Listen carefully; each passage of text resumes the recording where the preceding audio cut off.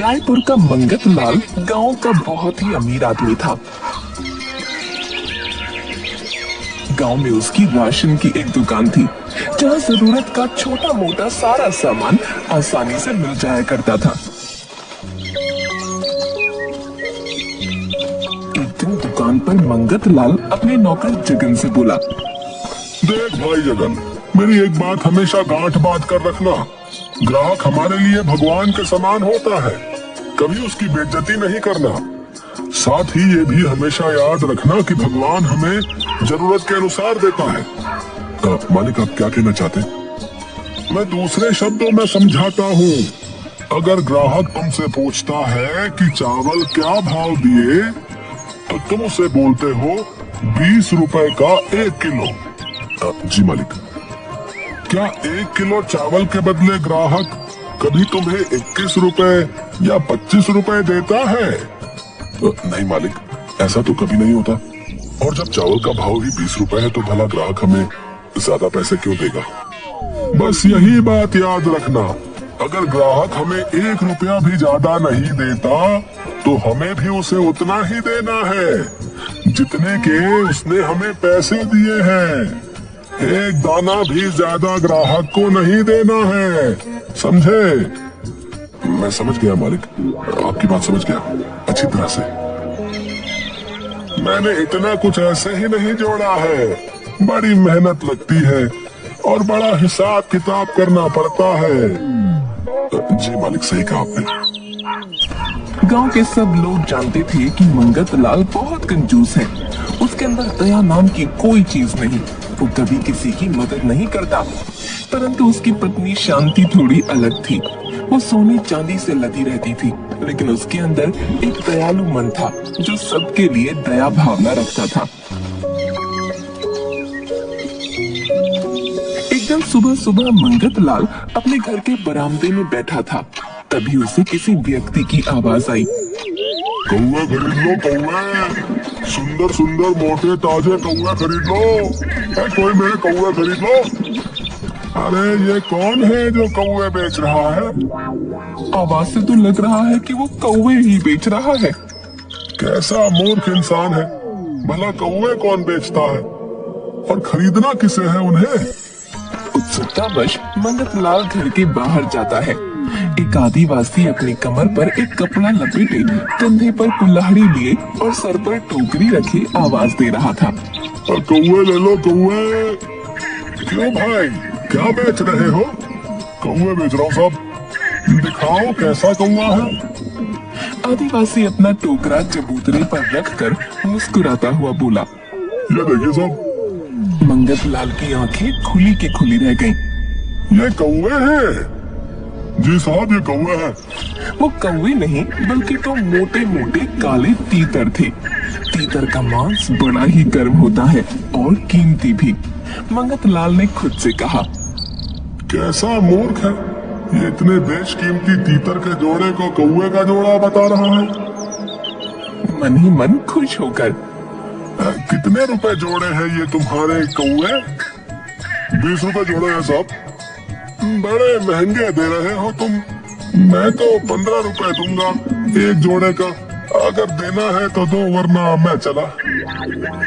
नहीं नहीं साहब, आप तो बहुत दयालु लगते हैं। मुझ पर कृपा कीजिए और इन्हें खरीद लीजिए। कहाँ मैं इस गर्मी और धूप में इन्हें लेकर भटकता रहूंगा। आदिवासी ने 2-2 तीतर के पैर एक साथ बांधकर जोड़ा बनाकर टोकरी में रखा था। उसने एक जोड़ा निकाला और जमीन पर रख दिया। साहब, ये रहा आपका कौवे का जोड़ा। ये लो तुम्हारे पूरे 15 रुपए, गिन लो। आपका बहुत बहुत धन्यवाद साहब, आप बड़े ही अच्छे हैं और दयावान भी। अच्छा, तुम्हारा नाम क्या है ये तो बताओ। सेठ जी, मेरा नाम नाथू है। ठीक है, अगली बार जब तुम्हें और भी कौवे मिले तो मेरे पास जरूर आना, मुझे ये बहुत पसंद है। जरूर साहब, अब मैं जब भी इधर आऊंगा तो आपके पास जरूर आऊंगा। नाथू चला गया और मंगत लाल अपने किए सौदे पर इतराते हुए अपनी पत्नी को तीतर दिखाता है। अरे, इतने मोटे ताजे तीतर यहाँ कौन रख गया है? वही जो कौवे बेच रहा था। कौवे बेचने वाले के पास तीतर भी थे? हाँ, वो बड़ा ही मूर्ख था। इस कीमती तीतर को कौवे के भाव बेच रहा था। क्या भाव दिया उसने तीतर? 15 रुपए जोड़ा। शांति की आंखें फटी की फटी रह गईं। क्या कहा? 15 रुपए जोड़ा? ये इतने मोटे ताजे तीतर तुम्हें 15 रुपए में मिले हैं? हाँ, वो बड़ा ही मूर्ख था। उसने ये कीमती तीतर 15 रुपए में दे दिए। शांति शाकाहारी थी, इसलिए मंगत लाल ने अपने मित्र को दावत पर बुलाया और बाहर बरामदे में तीतर को बनाकर दोनों दोस्तों ने खा लिया। मंगत लाल बार बार तीतर के भाव को सोचकर खुश हुए जा रहा था। एक हफ्ते बाद ही रोज की तरह मंगत लाल अपने घर के बाहर बरामदे में बैठा था। तभी उसे एक आवाज सुनाई दी। रंगना ले लो, कोई मेरा रंगना ले लो। मंगत लाल ने घर के बाहर देखा, क्योंकि उसे नाथू की आवाज तुरंत पहचान में आ गई। अरे नाथू, इधर आओ। ये रंगना क्या होता है? जरा मैं भी तो देखूं। नाथू मंगत लाल के घर आता है। अपने सर से एक चमकता हुआ घड़ा उतार कर जमीन पर रखता है। यह मेरा रंगना साहब। मंगत लाल बड़ी बड़ी आंखों से खड़े हुए देख रहा था। वैसे तो घड़ा पुराना था, इस्तेमाल किया हुआ। जगह जगह थोड़े गड्ढे भी थे, पर वो बड़ा ही शानदार और मजबूत दिख रहा था, सोने की तरह चमचमाता हुआ। देखने से तो यह बड़ा कीमती लग रहा है। कम से कम इस बर्तन के 1000 रुपए तो होंगे ही। इसी मूर्ख से पूछता हूँ, क्या बोल रहे थे तुम इसे?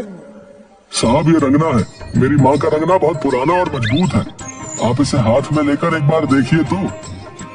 कितने पैसे लोगे इसके? साहब, 100 रुपए लूंगा मैं इसके। बड़ा महंगा दे रहे हो। मैं 80 रुपए दूंगा, वरना अपने रंगना के लिए दूसरा ग्राहक देख लो। नहीं नहीं साहब, आप नाराज मत होइए। आप बहुत ही अच्छे और दयावान हैं। आप आखिरी बार बताइए कितना देंगे? मैं तो 80 ही रुपए दूंगा। 1 रुपया भी ज्यादा नहीं दूंगा उससे। ठीक है साहब, आप भले आदमी हैं, इसलिए मैं आपसे ज्यादा मोल भाव नहीं करूंगा। ये मेरी माँ का रंगना आपका हुआ और मुझे 80 रुपए दे दीजिए। 80 रुपए निकाल कर गिनता है और नाथू को दे देता है। नाथू खुशी खुशी वहां से चला गया। मंगतलाल रंगना लेकर घर के अंदर जाता है और शांति को सारी बात बताता है और खूब हंसता है। बड़ा ही मूर्ख किस्म का आदिवासी है ये है? 1000 रुपए का बर्तन मुझे 80 रुपए में देकर चला गया। सच कह रहे हैं आप, ये बर्तन बहुत ही कीमती है। इस सौदे में तो आपको कौड़ियों के भाव में मोती मिल गए, इसमें कोई कमी नहीं है। जो भी रंगना देखता वो उसकी तारीफ किए बिना नहीं रह पाता। अब तो रोज मंगत लाल अपने बरामदे में बैठा नाथू की राह देखता, बार बार गली की ओर नजर दौड़ाता। रंगना खरीदे अभी 5 दिन ही बीते थे कि नाथू फिर से आता दिखा। लखनौज ले लो, लखनौज। कोई मेरे बेशकीमती लखनौज ले लो। अरे नाथू, क्या लेकर आया है? इधर आ। जी साहब, अभी आया। नाथू मंगत लाल के घर गया और अपनी जगह पर बैठ गया। अरे भाई नाथू, ये लखनौज क्या होता है? जरा हमें भी तो दिखाओ तुम्हारे बेशकीमती लखनौज। बड़े ही कीमती लखनौज है साहब।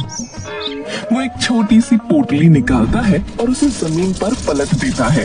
उसमें से चमकते हुए छोटे बड़े बहुत सारे हीरे निकले। मंगतलाल की आंखें फटी की फटी रह गईं। मंगतलाल का मुंह तो हीरों को देखकर सूखने लगा और वो कुछ बोल ही नहीं पा रहा था। फिर बड़ी हिम्मत करके उसने खुद को संभाला। कितने पैसे हैं इन लखनौज के? 10 लाख साहब। बड़े बेशकीमती लखनौज है ये तो बहुत ज्यादा है नाथू, तुम बहुत ज्यादा पैसे मांग रहे हो। साहब, इस बार मैं 1 पैसा भी कम नहीं कर सकता, क्योंकि ये लखनौज मेरे अकेले के नहीं है, ये मेरे पूरे कबीले के हैं और मुझे वापस जाकर उन सबको उनका हिस्सा देना है। इन्हें तो जंगल का कोना कोना मालूम है। यहाँ आसपास हीरो की बहुत सारी खदानें हैं और उनके बारे में सबको पता भी नहीं है। न ही उन सबको खोदा गया है। ये आदिवासी है, इन्हें जरूर किसी खदान के बारे में पता चल गया होगा और इन्होंने ये हीरे अपने पास इकट्ठे कर लिए। अगर ये मूर्ख नाथू 1000 रुपए के बर्तन के 100 मांगता है और कीमती तीतर के जोड़े के 20 मांगता है, तो इसका मतलब ये इन हीरों के 10 लाख ज्यादा नहीं मांग रहा होगा। ये हीरे तो बड़े कीमती लग रहे हैं। इसमें से कुछ हीरे तो कंचों के बराबर है और कुछ मटर के दानों के बराबर। कुल कितने लखनऊज है यहाँ? साहब पूरे 22 लखनऊज है। ठीक है, मैं तुम्हारे लखनऊज खरीद लूंगा, लेकिन इतने रुपए इकट्ठे करने के लिए मुझे थोड़ा समय दो। साहब आप बड़े ही अच्छे और दयालु हैं। मैं शाम तक आपके पास फिर आता हूँ, तब तक आप पैसों का इंतजाम कर लीजिएगा। नाथू वहां से वापस चला गया और मंगत लाल 10 लाख रुपए के लिए अपनी पत्नी के बहुत सारे गहने बेच देता है और अपनी सारी जमा पूंजी इकट्ठी कर लेता है। शाम को नाथू आता है और अंधेरे में दीपक की रोशनी में नाथू ने जब हीरे निकाले तो उनकी चमक मानो और बढ़ गई थी। लखनऊज मुझे दो, मुझे इन्हें देखने दो। जी साहब जरूर देखिए। ये लो अपने 10 लाख रुपए। आप बहुत अच्छे और दयालु हैं साहब। अच्छा मैं चलता हूँ। नाथू पैसों को एक पोटली में बांधकर वहां से चल देता है और जंगलों में चला जाता है। मंगत लाल हीरों के सौदे से बड़ा खुश होता है। अपनी पत्नी शांति से बोलता है, ये देखो, आज उस आदिवासी ने हमें करोड़पति बना दिया। ये हीरे तो वाकई बहुत चमक रहे हैं और बड़े ही सुंदर हैं। हाँ, अब कल सुबह मैं जल्दी ये हीरे लेकर शहर चला जाऊंगा ताकि वहाँ इनका सौदा कर सकूं। ठीक है। शांति सो जाती है, लेकिन मंगत लाल को रात भर नींद नहीं आती। वो यही सोचता रहता है कि कल मैं करोड़पति बन जाऊंगा। सुबह जल्दी उठता है और तैयार होकर शहर चला जाता है। वहाँ अपनी पहचान के जौहरी की दुकान पर जाता है। राम राम संपत सेठ, कैसे हैं? आप बड़े दिन के बाद आए। आज तो मैं बहुत जरूरी काम से आया हूँ तुम्हारे पास। मंगत लाल हीरे जौहरी को देता है। जौहरी हीरों की जांच करता है। संपत सेठ, चमक तो बहुत रहे हैं ये, लेकिन ये हीरे नहीं है। ये तो कांच के टुकड़े हैं, सिर्फ कांच और कुछ भी नहीं। तुम क्या कह रहे हो? मैंने अपना सब कुछ लगा दिया इस सौदे के लिए। मैं सच कह रहा हूँ संपत सेठ। अगर आपको विश्वास नहीं है तो किसी और को भी दिखा लीजिए, लेकिन ये सिर्फ कांच है और कुछ नहीं, और कुछ नहीं, और कुछ नहीं। इसका मतलब उस नाथू ने मुझे बेवकूफ बनाया और मैं सोच रहा था कि वो बेवकूफ है। असलियत में बेवकूफ वो नहीं, मैं ही हूँ। मंगत लाल के तो मानो पैरों तले जमीन ही निकल गई हो। उसने जितने सपने देखे थे वो एक क्षण में टूट गए। नाथू ने ये जाल फेंका था जिसमें मंगत लाल फंस गया था और अपना सब कुछ गवा बैठा था। लालच और सस्ते सौदे के चक्कर में उसने अपनी जमा पूंजी थोड़े से कांच के टुकड़ों के बदले नाथू को दे दी। ये एक सच्ची कहानी है और आज भी एक कविता के रूप में छत्तीसगढ़ में कही जाती है। कौवा के धोखा में तीतर बिकाई और बिकाई रंगना। जब फटे लखनऊ धमाका, ना घर सोहे ना अंगना।